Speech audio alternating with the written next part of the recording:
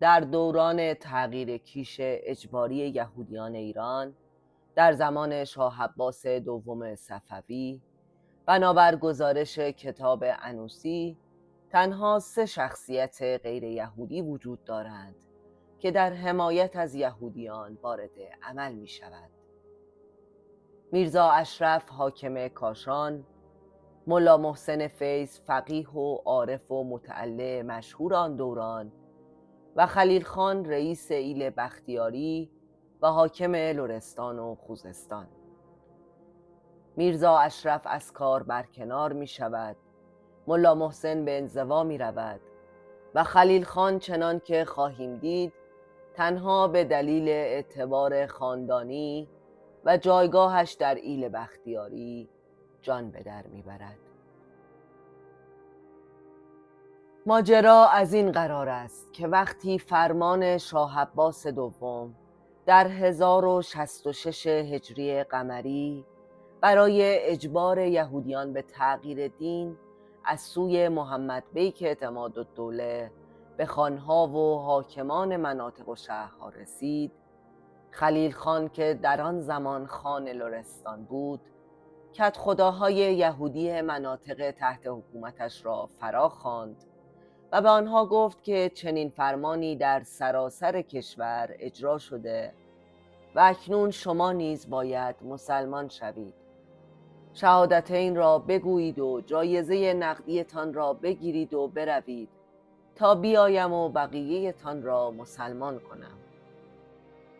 آنها نیز پس از کمی بحث و جدل و اعلام شهادتین و گرفتن پول به شهرهای خود بازگشتند تا با مردم خود گفتگو کنند. در این میان خلیل خان با بزرگان یهودی توافق می کند که آنها در خانه یهودی باشند، اما در بیرون اعلام کنند که مسلمان شدند تا آبها از آسیاب بیفتد و آنها بتوانند آشکارا به دین خود برگردند، و البته با این شرط مهم که همه باید در نگهداری این راز با تمام توان بکوشند. او گمان داشت که این فرمان دیری نخواهد پایید و به زودی فراموش خواهد شد.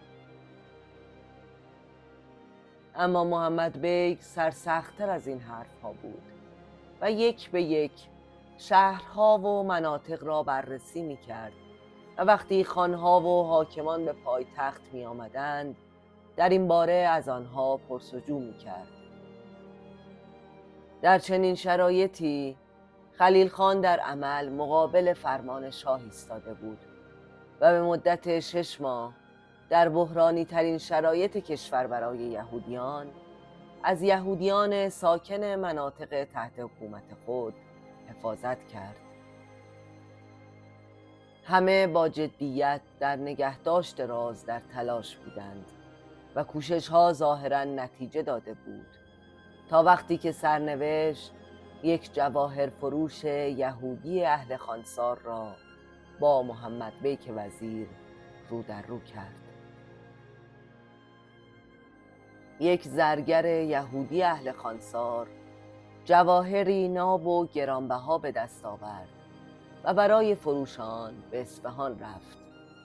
زرگران اصفهان خبردار شدند و برای خرید جواهر به کاروانسرای محل سکونت او رفتند، اما هیچ کدام نتوانستند جواهر را به قیمت بخرند و خبر به گوش محمد بیک رسید.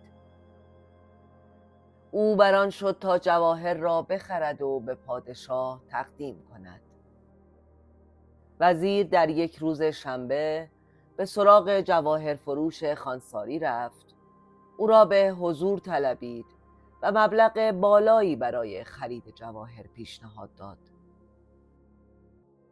جواهر فروش در مقابل وزیر تعظیم کرد و عذر خواست و گفت که یهودی است و نمیتواند در روز شنبه به کسب و کار بپردازد و فروش جواهر را به روز دیگر حواله داد. محمد بیک با بهت و حیرت به او نگریست و دستور داد او را بازجویی کنند و چنین بود که راز خلیل خان و یهودیان آشکار شد. وزیر پس از آگاهی از ماجرا نامه‌ای تند و طوفانی به خلیل خان نوشت که ای خان خلاف اندیش و بدکار، دروغگوی لعین زشت کردار، نمک بدخواره کذاب و نادان، سپرداری کنی بهر یهودان.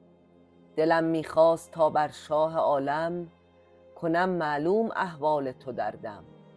دگر بر دودمانت رحم کردم، به روی جد تو من شرم کردم. و پس از توهین و تهدیدهای بسیار به او فرمان داد تا دمار از روزگار یهودیان درآورد و سپس مسلمانشان کند تا او نیز از خطای خان چشم پوشی کند و دروغش را پیش شاه آشکار نکند.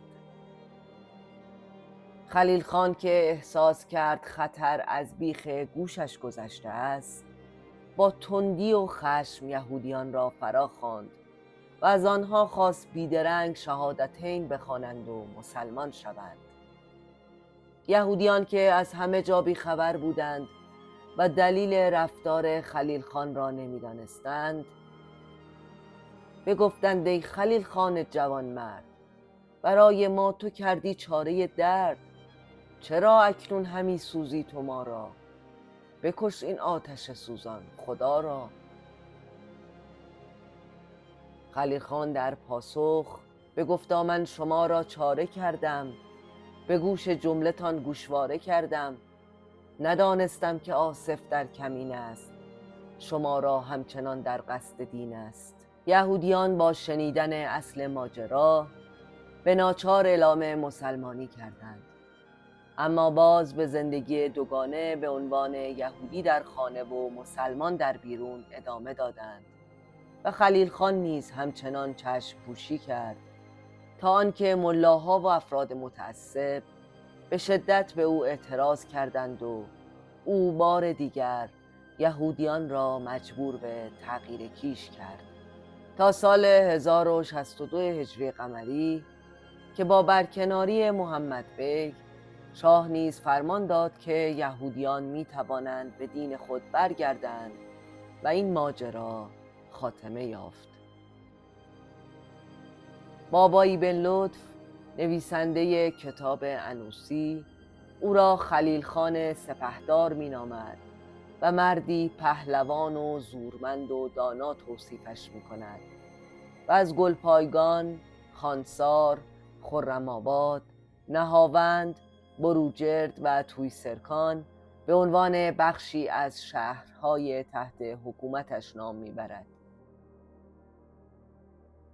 معدود منابعی که درباره او در دست است نشان میدهد که خلیل خان فردی پرابهت، آزاده و گاه سرکش، آبادگر و علاقمند به بازی چوگان بوده است و گویا تا چند دهه پیش نیز بقایای یکی از زمینهای چوگانی که ساختش به او منسوب بوده در بنه‌بار وجود داشته است.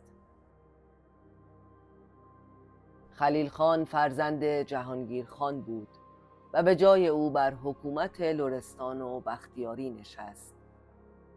از خلال گزارش‌های تاریخ‌نگاران عصر صفوی و اهمیتی که در کتاب انوسی به پدر بزرگ او داده شده، او باید همان امیر تاجمیر باشد که برای نخستین بار اکثریت طوایف لر را در یک نظام واحد ایلی گرد آورد و به ساختاری همبسته ارتقا داد. بی تردید اگر خلیل خان نبود، بسیاری از یهودیانی که در آن زمان در استان لرستان و بخشی از استانهای اصفهان، همدان و خوزستان امروز زندگی می کردند، همچون بسیاری از یهودیان در شهرهای دیگر مذهب خود را از دست داده بودند.